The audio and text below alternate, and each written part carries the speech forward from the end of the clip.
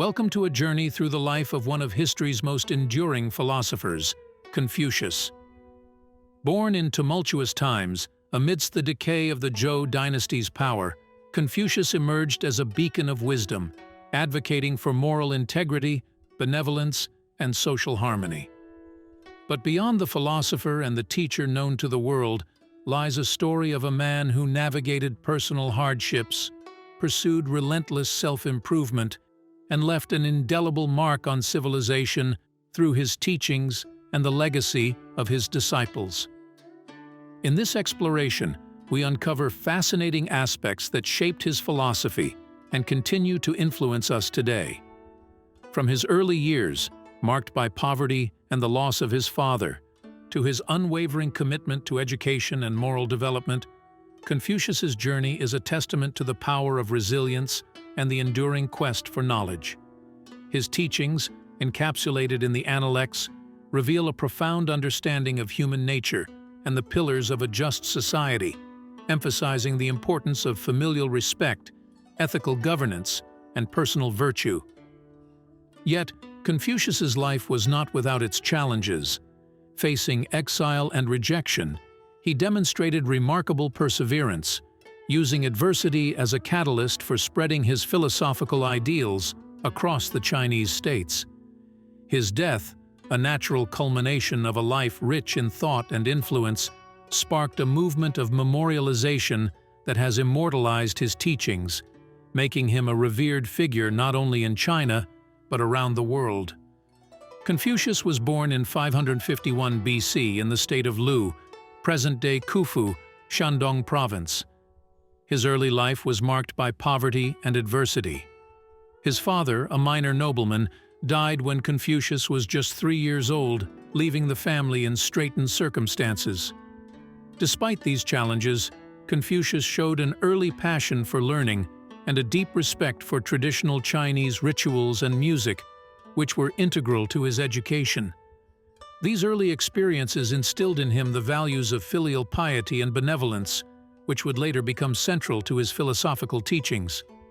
Confucius's education was comprehensive, encompassing the 6 arts: ritual, music, archery, chariot riding, calligraphy, and arithmetic, skills essential for a learned man of his time. He was an avid learner, deeply influenced by the historical records and the classical traditions of the Zhou dynasty. This period was crucial in shaping his thoughts on the importance of moral integrity and the role of education in cultivating virtue. Confucius's early career saw him in various minor governmental roles, where he observed the workings of statecraft and the importance of ethical governance. Confucius's most significant contribution lies in his philosophical teachings, which emphasize the importance of personal and governmental morality, the correctness of social relationships, and justice and sincerity. He advocated for the concept of Ren, often translated as benevolence or humanness, as the cornerstone of society. Despite facing skepticism and opposition, Confucius tirelessly promoted his vision of a harmonious society. Although he never saw his teachings widely adopted in his lifetime, his influence would grow posthumously, becoming the foundation of Chinese ethical and social philosophy. Confucius's life was not without its trials. His advocacy for moral governance often put him at odds with the ruling powers, leading to periods of exile. Throughout these difficult times, Confucius remained steadfast in his principles, using his time in exile to spread his teachings across the Chinese estates. His resilience in the face of adversity and his unwavering commitment to his ideals serve as a testament to his character and dedication to his philosophy. Confucius's personal life is less documented, but it is known that he married young and had children. His relationship with his students, however, is well chronicled and deeply significant. Confucius viewed teaching as a noble profession, and his interactions with his disciples were characterized by mutual respect and affection. He believed in the potential of every individual to become virtuous and wise, provided they were willing to learn and reflect. This belief in the transformative power of education formed the crux of his legacy. The legacy of Confucius is monumental. shaping the moral and social fabric of Chinese society and beyond. His teachings were compiled by his disciples in the Analects, ensuring that his wisdom would be passed down through generations. Confucianism, as his philosophy came to be known, influenced not only China, but also other East Asian countries, becoming a key component of their ethical systems. Today, Confucius is revered as a symbol of wisdom and moral virtue, with his philosophies still studied and admired worldwide. Here are 10 things most people don't know about Confucius. Confucius's ancestry was linked to the Shang dynasty, adding a noble lineage to his heritage. He held various jobs before becoming a teacher, including a stint as a manager of a granary, which demonstrated his practical approach to governance and ethics. Confucius traveled extensively across China to offer advice to rulers, embodying the role of a wandering philosopher. He was a master of the 6 arts, which underscored his belief in a well-rounded education. Despite his philosophical genius, Confucius described himself as someone who loved learning and was relentless in the pursuit of knowledge rather than claiming originality. His teachings were not immediately accepted, and he faced significant opposition during his lifetime, reflecting the challenges of advocating for social reform.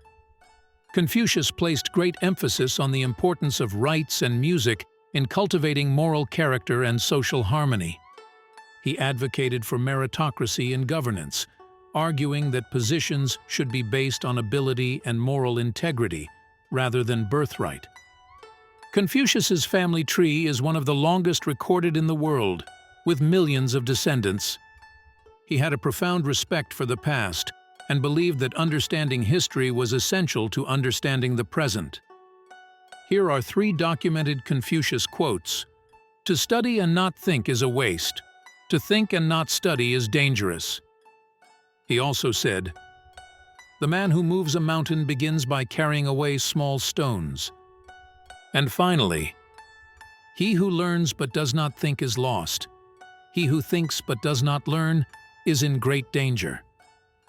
At the core of Confucius's philosophy is the pursuit of harmony and order, both in the individual's internal world and in society at large. This pursuit can be seen as a response to the chaotic times in which he lived, the period of the warring states, a time marked by social upheaval and moral decline. Confucius's emphasis on rituals, li, and benevolence, ren, suggests a deep yearning for predictability and stability, traits often associated with individuals who experience turmoil during their formative years. This longing for stability might resonate with many who seek order in their own lives amidst personal or societal chaos. Confucius placed great importance on filial piety, xiao, viewing it as the foundation of a virtuous society. This emphasis on familial respect and duty reflects a belief in the interconnectedness of personal behavior and societal well-being. From a psychoanalytic perspective, this can be interpreted as Confucius projecting his inner desire for a harmonious parental relationship onto society.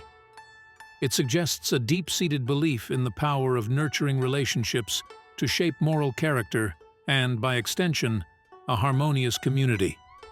Individuals today might find parallels in their own lives with the importance they place on relationships and their impact on personal and professional environments.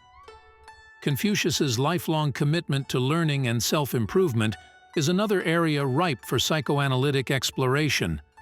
His famous adage, "At 15, I set my heart on learning. At 30, I took my stand. At 40, I came to be free from doubts," reflects a journey of self-discovery and personal growth. This relentless pursuit of knowledge and self-betterment can be seen as a manifestation of an internal drive to overcome feelings of inadequacy or to compensate for early life deprivations.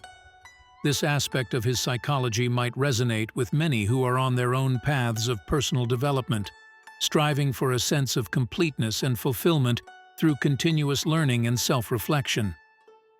Confucius's experiences of exile and rejection by many rulers of his time offer a window into his resilience and determination. Psychoanalytically, these experiences could have reinforced his convictions, or conversely, led to periods of self-doubt and introspection. His ability to persist in the face of adversity and maintain his philosophical principles suggests a strong ego and a deeply held belief in the righteousness of his path. This resilience in the face of rejection and failure is something that many can relate to, providing a model for navigating the challenges and setbacks that are part of the human experience. As we draw the curtain on the life and legacy of Confucius, it is essential to reflect on the closing chapter of his journey. Confucius passed away in 479 BC, at the age of 72. The days leading up to his death were reflective of the life he led, filled with contemplation, teaching, and imparting wisdom to those around him. Despite the lack of detailed historical records about his final day, it is widely acknowledged that Confucius died of natural causes. Given the medical understanding and practices of his time, it is unlikely that his death could have been prevented. The impact of Confucius's passing on his community was profound. The loss of such a towering figure was deeply felt by his disciples and followers, who had looked to him not just as a teacher, but as a moral compass and a beacon of wisdom.